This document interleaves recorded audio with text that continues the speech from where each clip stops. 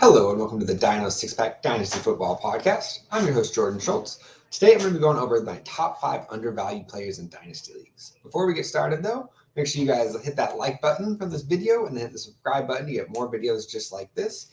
While you're at it, head on over to fantasy6pack.net/plans. Become an all-access member over at Fantasy Six Pack. You get our cheat sheets for like DFS, for betting. We have some of the most accurate rankers in the Fantasy Pros contest for football and for baseball. Best of all, when you become a member, you get access to our Discord forum where you can message me directly and I can give you help your fantasy teams that is like directly catered to your league. So honestly, one of the best bangs for the bucks you can get out there. And that was over at fantasy6pack.net/plans. And now that we got that covered, let's go ahead and jump on into these top 5 undervalued players. So coming in at number 1 for me pretty easily is going to be Amari Cooper. Looking at what he did last year, he was wide receiver 10 in PPR leagues, finished with 1,160 yards and 9 touchdowns on 78 catches.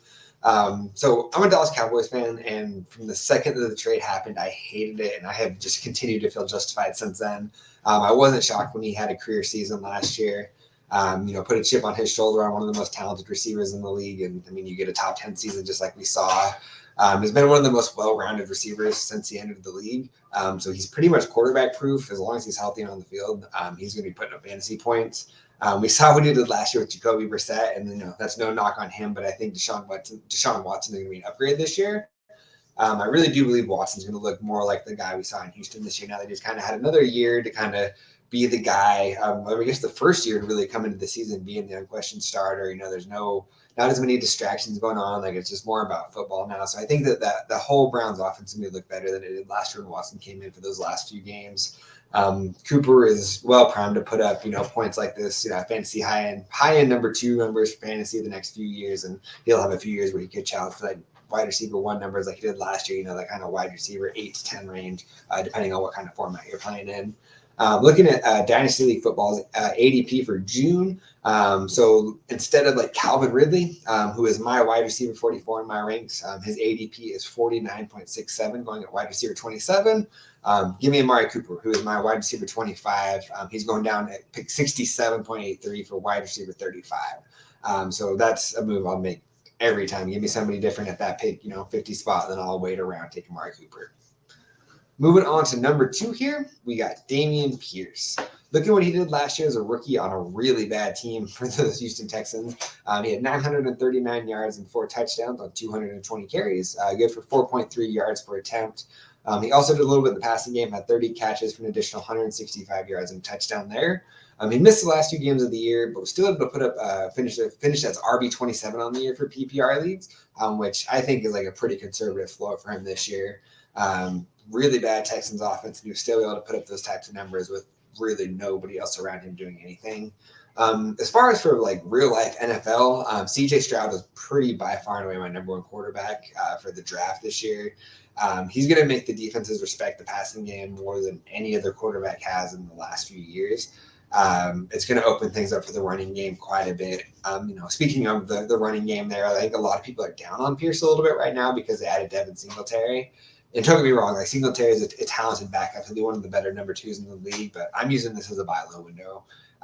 Pierce is still going to be the one getting the majority of the carries. This Texans offense will be improved, on top of Stroud. They brought in Tank Dell, Robert Woods. So it's going to be a better offense all around. Having Singletary there taking a little bit of the load off is going to help keep Pierce healthy for the fantasy playoffs this year. So I'm all in on Dameon Pierce. He's probably been one of my most added players in the offseason across my dynasty leagues this year. So instead of like Rachaad White, who was my running back 28, he's going around pick 69.67, good for a RB22. I'm going to go ahead and wait and take Dameon Pierce, who's going a pick later at pick 70, but he is my RB14. So that's a 14 spot jumps in my rankings, and they're going right around the same spot. And like I said, Pierce is actually going 1 spot ahead of Pierce. And I'll take Pierce 10 times out of 10, not even really close.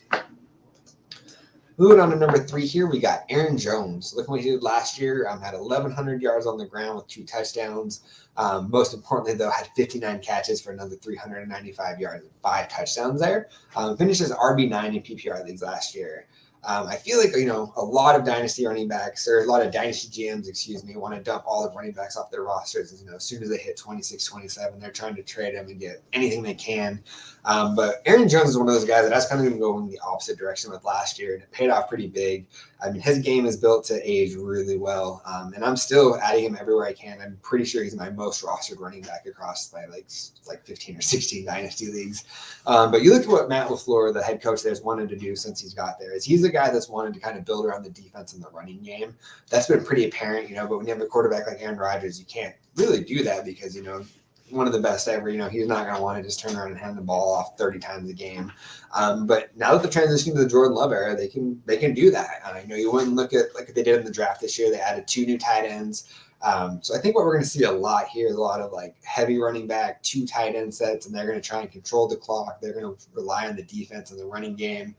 Aaron Rodgers, like I said, he is one of the greatest to do it. He's a big bounce back candidate this year, but like he was fighting off injuries to his throwing hand last year. And like, to be just completely honest, he wasn't that great. He wasn't the normal Aaron Rodgers that we've seen before and we'll likely see this year now that he's in New York.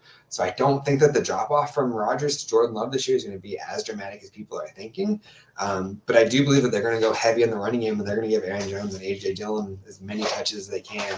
So I think, Aaron Jones will challenge for like a back end RB1, high end RB2, and AJ Dillon will be a strong flex play, especially in the leagues that are becoming more common. And I like that are like half point or 4 point for first downs. Bump AJ Dillon up a little bit there as well too. Looking at ADP here, instead of Cam Akers, who is my running back 38, who's going at pick 69. I'm going to go ahead and take Aaron Jones. He is my running back 17. He's going a few picks later at 71. 19 spot difference right there, and they're going right around the same range. Give me Aaron Jones over Cam Akers all day long right there.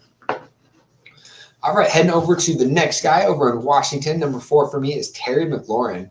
Look at what he did last year. Finished with 1,191 yards, 5 touchdowns, and 77 catches. That was good for wide receiver 14 on the season. Another season comes, another season goes. Terry McLaurin puts up wide receiver 2 numbers despite terrible quarterback play. He's already played with 10 different quarterbacks in his career, which is crazy considering how much all of them have underwhelmed as well. I'm a Sam Howell believer, big time. I'm a North Carolina fan for college. But even if I am wrong and Jacoby Brissett's the one that takes the starting job, like it's going to be the best quarterback that he's played with in his career. You saw what Jacoby was able to do with Amari Cooper last year. There's no reason that Terry McLaurin can't put up the same type of production this year. Last year, McLaurin was a wide receiver 14, eclipsing double-digit fantasy points, I believe like 12 times, only dropped below that twice. So I believe like what he did last year is a pretty conservative mark for what you can expect going forward, and I do believe those numbers are going to actually even improve, especially the 5 touchdowns. I see that getting up closer to 6 or 7. Having Jahan Dotson develop across from him, upgraded running game, which we'll kind of get to here in a second.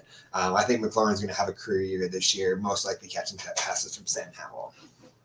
All right, we're going to stay in Washington here for our last guy, number 5, and that is going to be Antonio Gibson. He's a guy that just does not get a lot of love, like for how productive he's been since he came into the league. It just doesn't make a lot of sense to me. He has not had the most talented rosters around him. It's pretty much been him and Terry McLaurin, the guy we were just discussing there. When you look at Terry, kind of step back, look what he did. He's had 2 RB2 seasons for your fantasy squads, sandwiched around the season where he finished as number 12 overall in PPR leagues. I mean, so you're telling me that you can take a rookie that was going in the late 2nd and 3rd rounds of drafts, and he's going to have, an RB12 and then 2 RB2 seasons after that. Like, you're going to take that every time. And then you look at where he's going now in drafts. Like, you can get him for a discount. All in all, I think that Washington offense is going to be improved. On top of the guys we mentioned earlier, like Dotson improving. We're also bringing in a new offensive coordinator for Eric Bieniemy, who's been in Kansas City the last few years. So, I mean, you add those factors in, the fact that, better passing game, you're going to have Dotson and Terry McLaurin on the outside. There's going to be less stacked boxes, and there's going to be more room to operate for Antonio Gibson than he's ever had in his career, where he's already been pretty effective for fantasy owners there. There's definitely going to be weeks this year where Brian Robinson and Chris Rodriguez take some of the work that's kind of in between the tackles and short yardage. But Gibson's the best pass catcher. He's going to have a role every single week. He's pretty easily the guy that I want to have in this backfield. Looking at some ADP here, James Conner is my running back 34, and he's going at pick 100.50, running back 34. I'm going to go ahead and wait a little bit, grab Antonio Gibson, who's my RB 30. I'm going 6 picks later at 106.33 for running back 66 or running back 36. But yeah, like James Conner, Antonio Gibson in Dynasty leagues, it is not even really close for me. I'm going to go ahead and take Antonio Gibson every single time there. That's going to wrap it up. Those are my top 5 most undervalued players in Dynasty leagues right now. Like I said, make sure you like this video, hit subscribe for more videos just like this.